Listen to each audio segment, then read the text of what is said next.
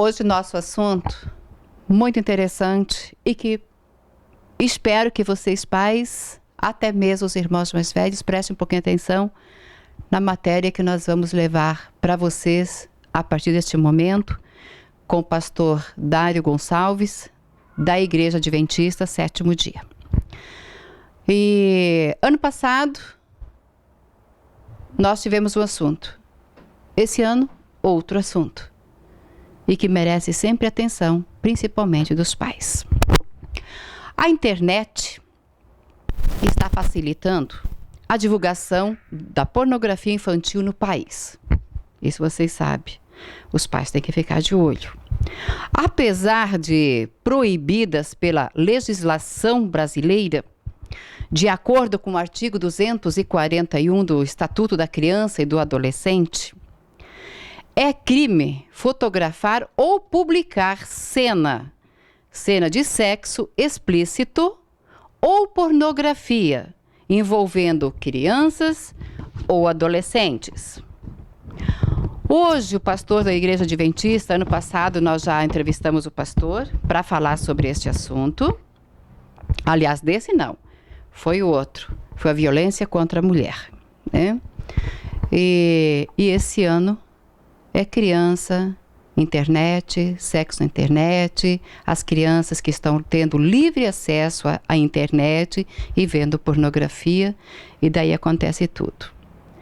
Então, hoje, o pastor está conosco, o pastor Dário, e nós vamos falar um pouquinho a respeito desse assunto. Boa noite, pastor, tudo bem? Boa noite, Tamires. É um prazer poder estar no teu programa. Muito obrigado pela atenção que você tem tido conosco. Não é podermos estar aqui novamente para divulgar a nossa campanha Quebrando o Silêncio. E, de fato, esta campanha Quebrando o Silêncio, que nós fazemos todos os anos, como você bem lembrou, cada ano ela enfoca um dos assuntos que tem a ver com abuso, com violência, não é, nas suas mais diversas formas. E neste ano, então, nós estaremos distribuindo essa revista no próximo dia 22, ao fazermos então a nossa passeata, começando às 11 horas da manhã na Praça Miguel Roçaffa, indo então até a Praça Santos Dumont. E nós queremos realmente chamar a atenção para o abuso e a violência, e focando principalmente, como você lembrou, o quanto a internet, que é uma ferramenta boa, mas tem sido usada para o mal.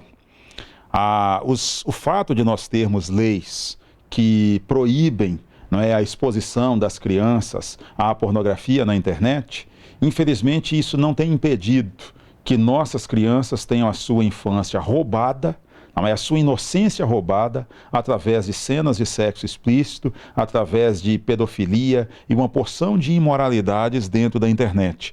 E ao nós vermos isso, a gente nota que além do mal que isso está fazendo para a criança em si, porque, como disse, a sua inocência está sendo roubada, está vendendo para ela uma noção distorcida da sexualidade, que termina abrindo uma porta para abusos serem praticados depois. Porque, infelizmente, o que se mostra na internet não é a sexualidade pura. É uma violência contra a mulher. É um abuso contra a dignidade feminina. Então, os nossos pequenos estão crescendo hoje sem entender devidamente a dignidade feminina e, precocemente, estarão envolvidos na sexualidade e, além de envolvidos precocemente, irão se envolver de forma errada, sem conseguir valorizar devidamente o mais frágil, sem conseguir valorizar devidamente, principalmente, o elemento feminino, que tem sido a principal vítima de abusos e violências em nossos dias. Verdade, pastor. Hoje em dia, a maioria dos casais trabalham fora. As crianças ficam em casa. Meio período eles estudam, meio período ficam em casa, ficam na internet, porque tem um joguinho lá, tudo tranquilo, né? Um joguinho inocente. Os pais, na verdade, não tomam nem conhecimento, às vezes, do que está acontecendo, né? E é aonde que começa tudo.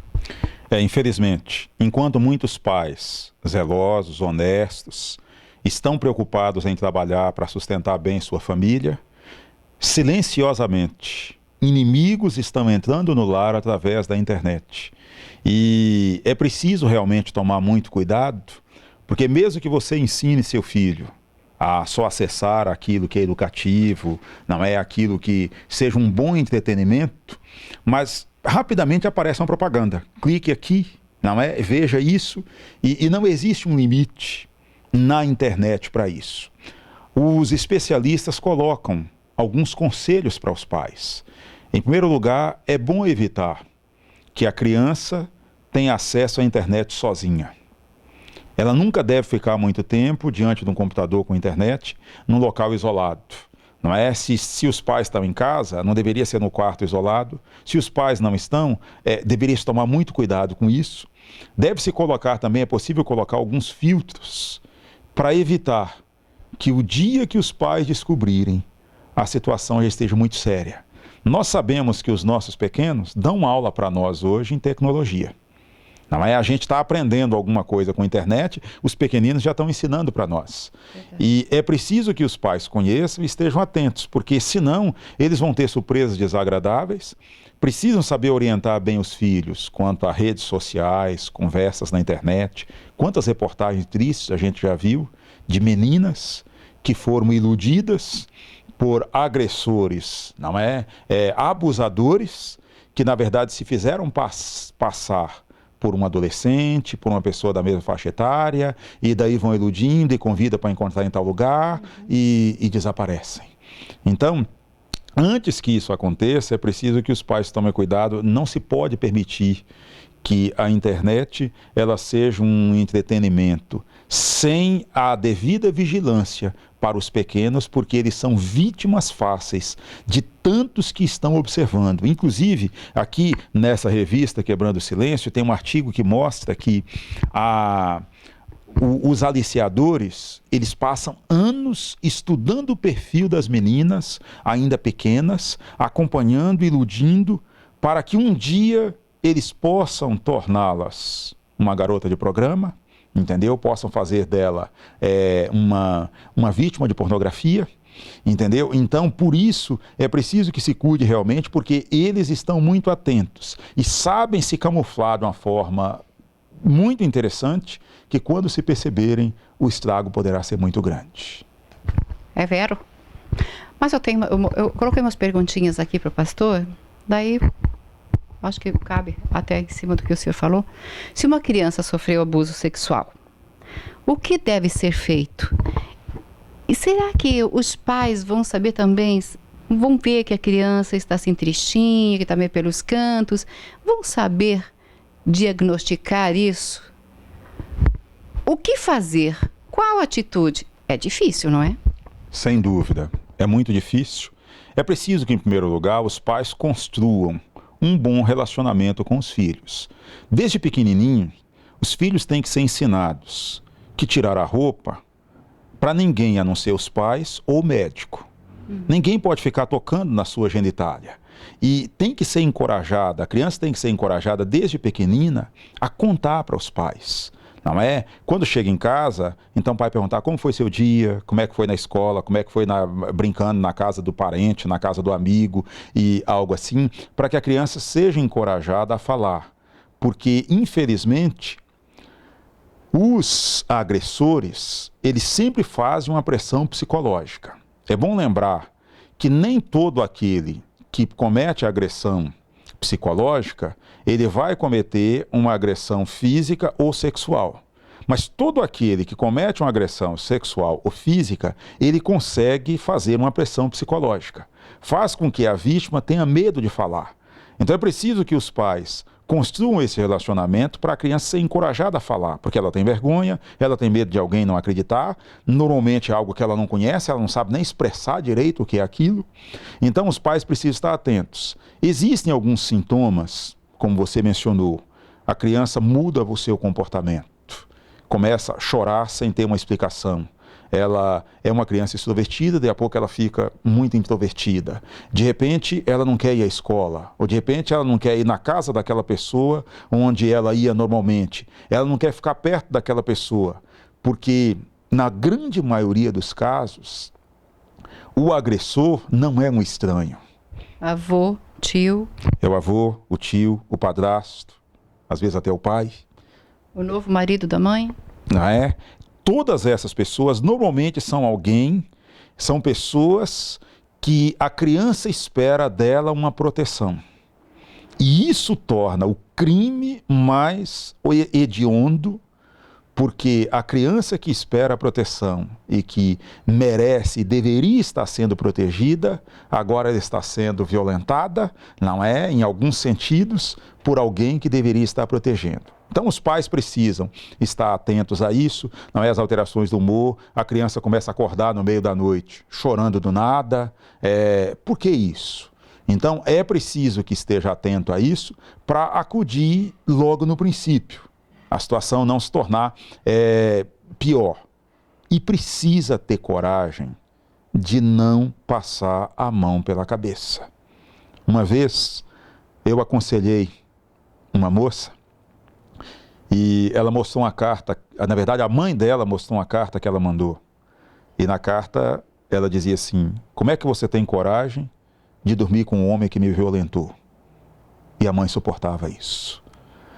E isso é que torna a violência, o abuso, isso é que propicia para ele crescer. Porque o indivíduo faz uma pressão psicológica, a vítima tem medo de falar, e quem é testemunha? Como disse, em grande parte, o agressor é alguém da família, do círculo de amizades, algo assim, então às vezes tenta proteger, mas ao tentar proteger um agressor, está causando um terrível mal para a vítima. E é preciso então ter coragem de denunciar, porque pessoas assim estão causando um estrago muito grande, não podem continuar dessa forma, porque vão continuar causando males a outras pessoas. Infelizmente, às vezes, não vou denunciar, eu tenho dó, né? Eu tenho dó.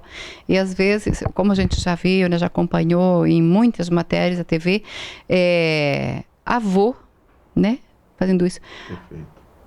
Eu não sei, mas eu vejo assim, antigamente, há muitos anos atrás, vamos colocar assim uns 40 anos atrás, 45 anos atrás, era simples um vovô pegar um netinho no colo, acariciar tudo.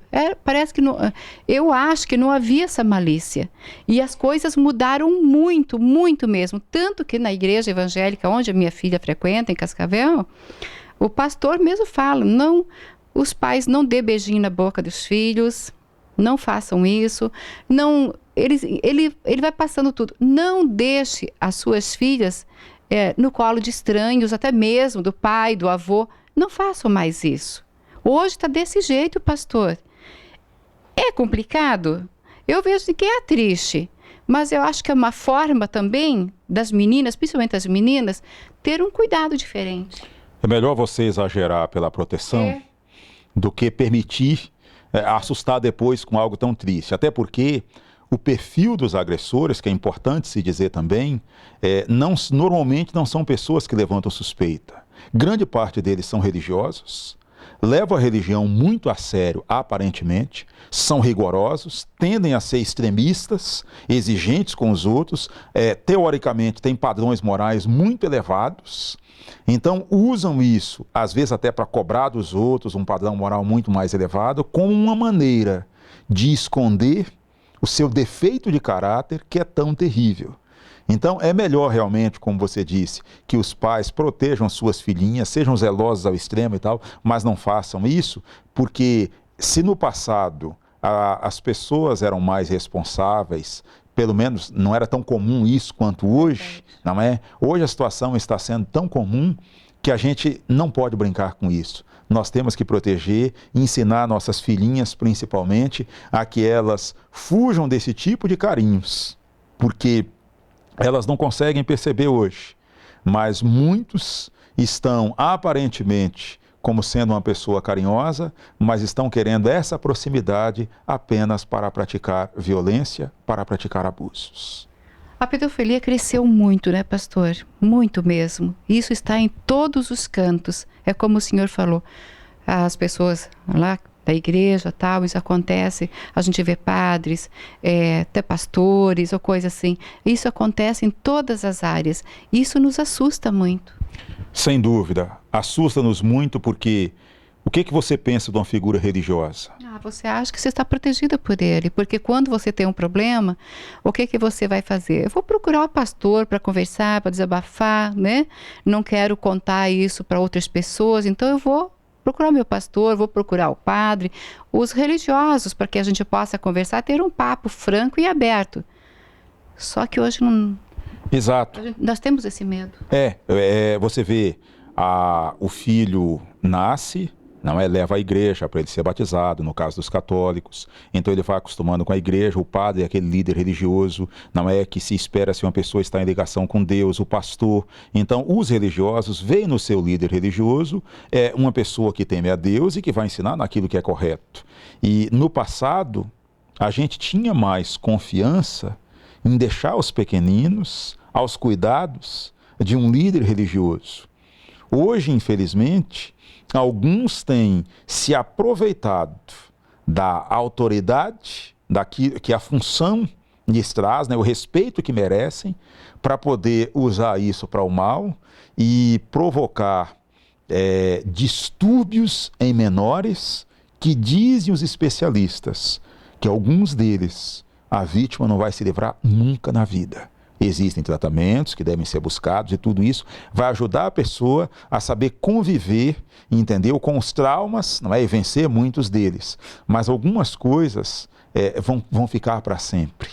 Então, nós temos que tomar muito cuidado hoje, porque, como você disse, tem se tornado tão comum casos de pedofilia, não é? Quando maiores estão aí abusando dos menores, aqueles que esperavam deles proteção.